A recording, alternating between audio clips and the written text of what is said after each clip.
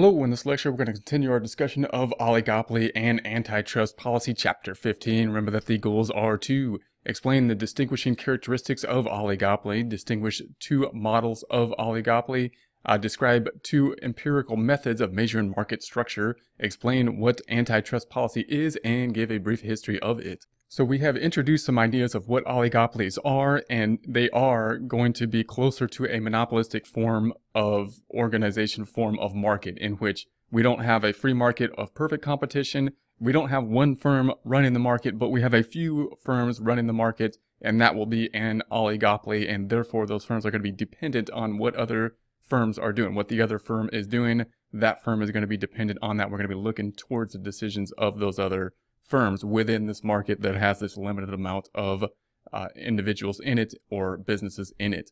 So we're going to answer some characteristics of the oligopoly now and look at some different models regarding it. So one characteristic is going to be this sticky, why are prices sticky prices in an oligopoly. So one characteristic of formal collusive behavior is that prices tend to be sticky. They don't change frequently. Unlike in pure competition where the price could change in relation to changes in the market very quickly. So informal collusion is an important reason why prices are sticky. So remember, informal collusion means that if the oligopoly firms get together and collude, that would be formal collusion if they had a formal agreement. Informal means that they're going to copy each other, but they're not going to do it explicitly. So in the US, it's illegal to do it explicitly. You can't get together and put a contract in and say that you're going to set monopoly prices. However, you can do it basically informally. And so that informal reasoning, basically trying to figure out what the other firm is going to do, leads to this lag in prices. Because what happens is once the price is changed, other firms are reluctant to basically change their prices and step outside of that informal policy, that informal agreement that is going on that's allowing them to keep those kind of monopolistic profits without getting into a war of competition in terms of prices. Another is the kinked demand curve. So we have this idea of a kinked demand curve we'll take a look at in a second. And if a firm, and this is the idea that we're still looking at the other person's behavior, and if a firm increases the price, others won't go along with it. That's going to be the idea. So you can think of that idea if we have 4 gas stations on a corner and they're all competing for the monopoly of the business of that corner. We know that if one firm raises their prices, even if that would be a reasonable thing for all firms to do, given market conditions, if one firm does it, the other 3 are not going to do it because that one firm just basically, that one company, that one gas station just basically priced themselves out of the profits. They're going to get less business. The other 3 will get more business. Therefore, when the gas station would not be smart to do that. If, however, one of the 4 lowers their prices, then they're going to all of a sudden get a lot more business because they have a monopoly or an oligopoly of that corner. A lot more people are going to go there. All the others are going to lower their prices right away. So that's going to be the idea of this kinked demand curve. If price increases, so if we are at this price here and we're looking at our gas station in that case, we know that if we increased our price just a little bit, there's going to be a big change in terms of quantity because they're going to go to the other 3 gas stations that are right on the same corner. If, however, we lower our price, it's going to have an inelastic effect because what's going to happen is the other 3 gas stations are going to follow suit. They're going to see what we're doing and they're going to lower their prices as well. And what the result is we have this kinked demand curve when that happens. If we see what happens to marginal revenue, then if we were to graph out the marginal revenue, the change in revenue, we actually end up with this gap that ends up happening because of this behavior of trying to predict what the other individual is doing. The contestable market model. So we're going to talk about some differences in the types of oligopolies or the types of models related to oligopolies related to the different circumstances that oligopolies can be in. So the contestable market model is a model of oligopoly in which barriers to entry and barriers to exit, not the structure of the market, determine a firm's price and output decisions. So what this is saying is the reason we have an oligopoly in this situation is because there's barriers to entry, barriers to exit, barriers such as legal barriers. So that's going to restrict people from freely coming into the market and competing with the current people that have the oligopoly at that time. So even if an industry contains only one firm, it will set a competitive price if there are no barriers to entry. So you can think about an idea if we have one firm or if we have an oligopoly and someone else can enter the market, there's no barriers to entry on it, then we still need to set our prices. We can't set our prices at monopolistic prices necessarily as if we have no competition at all, because we still need to discourage other people from entering the market. And if there's no barriers, particularly like legal barriers to entry, then someone else could enter that market and thereby compete with us. So we can have a situation where people still feel market pressure, firms still feel market pressure, even though they're in a situation of an oligopoly or even maybe a monopoly. Much of what happens in oligopoly pricing is depending on the specific legal structure within which firms interact. So much of that barrier could be legal types of barriers to entry, barriers to exit. Comparing contestable market and central models. So we're going to do a comparison of these two models at this point. So the cartel model is appropriate for oligopolists that collude, set a monopolistic price, and prevent market entry.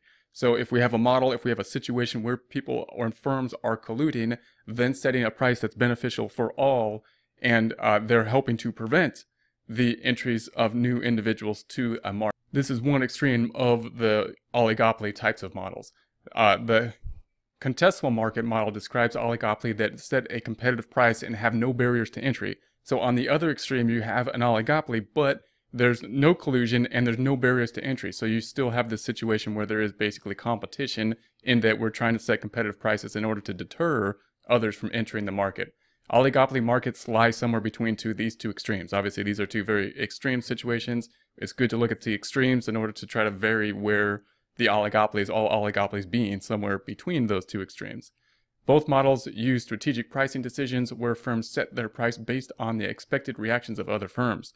So under either model, we are dependent on other firms if we're in an oligopoly situation, because all other firms have market power, and therefore whatever they do will affect what we think we're going to do as. So now we're going to talk about new entry into the market. So new entry as a limit on the centralization strategy of price wars. So obviously if we have an oligopoly, we are concerned with other people entering the market, because that would lessen our oligopoly, would lessen our market power. So the threat of outside competition limits oligopolies from acting as a cartel. So we can't act exclusively as a cartel and set monopoly prices if there's threat of others entering the market if we set the price too high, because obviously the higher the price, then the more incentive others have to enter the market and take some of those profits. So the threat will be more effective if the outside competitor is much larger than the firms in the oligopoly. So we might say, how would that be? How would it be that an outside firm is going to be larger than the firms that are colluding in the oligopoly? And this happens in things like if a small town stores or banks in a small town, and a larger bank comes in, the larger bank actually could have the size to enter that market and then disrupt some of the monopolistic type of behavior that might be going on within that segment of the market, because of their ability to step in and be from basically a bigger competition. Same thing happens on a national standpoint. If we had, say, the car industries in the U.S. basically colluding together and setting prices as an oligopoly, we have outside industries coming in that could have the size and the power to take advantage of basically entering the market and setting their prices below what is being offered in terms of the monopolistic or oligopolistic prices set by the current industries. So that could happen, and it does happen. A lot less threat, of course, is from the smaller companies to threaten the oligopoly, because there's going to be barriers to entry. They're going to be effective, most likely, to allow barriers to entry so that the smaller companies cannot step up and compete and jump into the market. But the bigger competitor, somewhere coming outside the market, there is a threat on that. Price wars are the result of strategic pricing decisions gone wild. We see this all the time, where if you say that gas station scenario, we got the 4 gas stations on the corner, and you all get together, or at least implicitly say that you're going to set the price, and everybody's going to be better off by setting a certain price. Somebody's going to want to, all 4 gas stations have an incentive to lower their price by a penny and make a lot more money. We see this with legal cartels, we see this with illegal cartels, and what ends up happening is you end up with a price war where everybody's trying to lower the prices in order to get the maximum profits, because the price has been set prior to that at a point that would be set above what the market price would be if there was competition. So as soon as someone undercuts it, then there could be a race to the bottom. The predatory pricing strategy involves temporarily pushing the price down in order to drive a competitor out of the business. We're going to start talking about competitive strategies in terms of, and if there's a government role in terms of competitive strategies. And one competitive strategy is that if we are a large company, say we're McDonald's and we have a hamburger stand next to us that does basically the same stuff as we do, we can actually have the market power to lower our prices below our cost. We can do that for an extended period of time until the market next door to us, the hamburger shop next door, goes out of business because they can't compete, they can't lower their prices below the cost for that long.